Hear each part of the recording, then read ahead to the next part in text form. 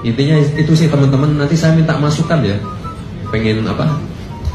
Pengen ngasih masukan apa, tapi kalau bisa ngasih solusi sekalian ya.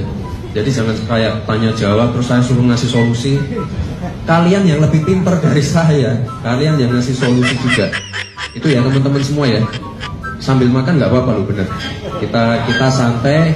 Saya juga model orang yang nggak suka ini orasi, yel-yel, pilih nomor ini, pilih nomor itu, enggak. Kita ingin jadi pendengar aja, kalian ngasih masukan, kita pokoknya santai aja. Jam 9 pulang ya, saya mau tidur. Jam 9 pulang ya, saya mau tidur. Ya, makasih ya. Terima kasih. Wassalamualaikum warahmatullahi wabarakatuh. Assalamualaikum warahmatullahi wabarakatuh. Rekan-rekan sekalian, pada hari ini saya dan Pak Wagub mengundang Persija. Biasanya Persija ke Balai Kota bawa piala.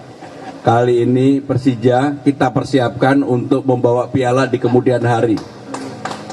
Saya secara serius dengan Pak Wagub untuk pengen sekali atas ini Mas BP dan teman-teman sekalian, Diki, mudah-mudahan persiapan untuk Persija di tahun depan akan menjadi lebih baik.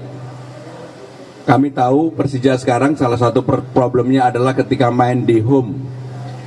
Ketika tanggal 20 Februari tahun 2025 sudah ditandatangani antara pengelola JIS dengan Persija, mudah-mudahan ini akan bisa betul-betul digunakan untuk menjadi home bagi Persija di kemudian hari.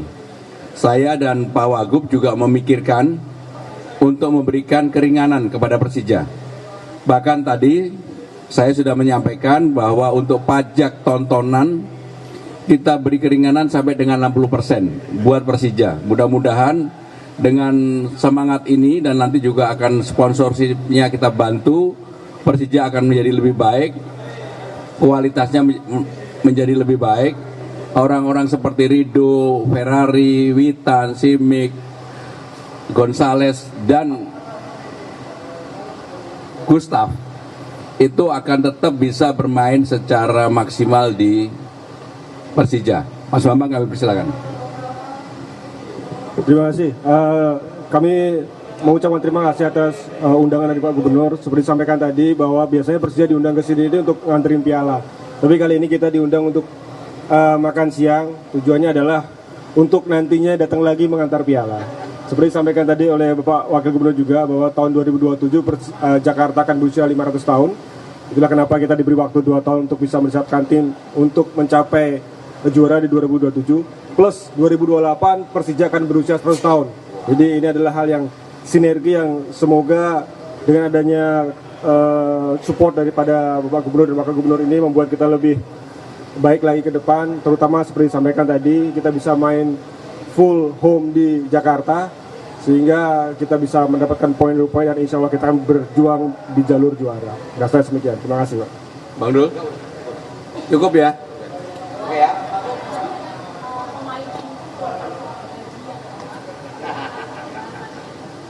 Jadi soal gaji bukan pemain yang mengeluh. Karena saya membaca di berbagai berita, saya yang menanyakan. Maka yang seperti ini mudah-mudahan tidak terjadi lagi untuk Persija. Karena bagaimanapun Persija ini adalah klub yang sejarahnya lama. Tahun 2028 100 tahun. Tadi kami juga ngobrol sama BP bahwa dia main di Persija itu 20 tahun. Saya termasuk ketika dia menjadi top skor di tahun 2001, saya mengantar Presiden Megawati mengalungkan kepada top skor BP pada waktu itu. Jadi sejarah selalu terulang kembali. Pak, baik, izin Pak Gub, terakhir ya. Ada rencana untuk nonton langsung lawan Persija lawan Persebaya nggak Pak Gub? Nonton langsung. Siap. Prediksi skor dong. Prediksi skor. 2-0. Bismillah, saya setuju Pak Wagub. Terima kasih. Wassalamualaikum warahmatullahi wabarakatuh. Terima kasih. Akhir ini Jakarta memang mengalami penurunan.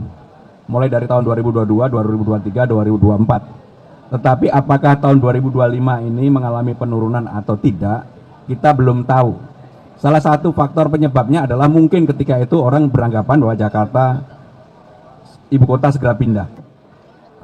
Rekan-rekan sekalian, pada hari ini tanggal 8 April saya, Bang Dul dan Pak Sekda bersilaturahmi dan berhalal bihalal dengan seluruh karyawan, staf yang ada di Balai Kota dan juga di beberapa tempat-tempat di luar Balai Kota dalam suasana penuh keakraban, minal aidin wal faizin, mohon maaf lahir dan batin. Dalam kesempatan ini tadi juga saya dengan Bang Dul berdiskusi dan mendapatkan laporan dari Dinas Dukcapil, memang ada pendatang yang tetap seperti yang kami sampaikan di awal, kami tidak melakukan operasi justisia. Yang kami lakukan adalah kemudian mendata yang datang, kemudian meminta mereka kalau sudah mempunyai keahlian tertentu, keterampilan tertentu, maka apakah ikut pelatihan atau mendaftar mencari pekerjaan, dipersilakan.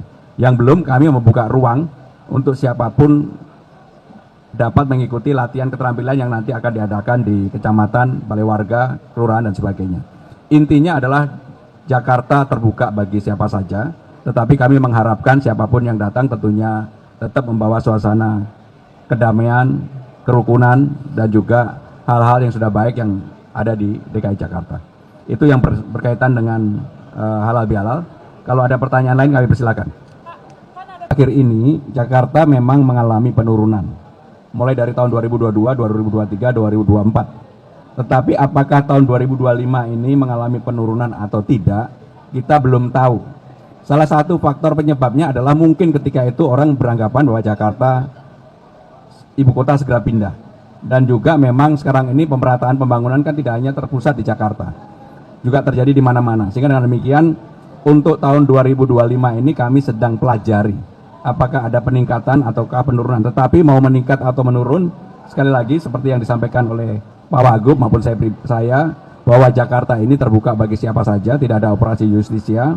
Yang kami lakukan adalah pendekatan Dukcapil. Secara administrasi dia harus mempunyai keanggotaan di mana yang bersangkutan pernah berada. Dan silakan mencari pekerjaan di Jakarta. Kalau perlu keterampilan, pendidikan, pelatihan, kami akan menyiapkan untuk itu. Jadi kalau dia sudah mempunyai identitas, karena syaratnya itu identitas. Jangan sampai orang tidak beridentitas. Kalau dia mempunyai identitas, sekali lagi kami memberikan kesempatan untuk ikut pelatihan. Ya, dan Wagub sudah memanggil direksi Bank DKI. Kami telah mempelajari, memahami. Halo teman-teman, berjumpa bersama saya di Politik Dangi. Pasca mudik lebaran kemudian arus balik, Pramono Anung, Gubernur Jakarta, ya, mengupdate bagaimana perkembangan Jakarta, bagaimana program-program, bagaimana situasi, bahkan bagaimana padat penduduk ketika arus balik, ya, apakah ada penambahan masyarakat, kemudian bagaimana kondisi keselamatan masyarakat seperti itu, ya. Dan ini membuktikan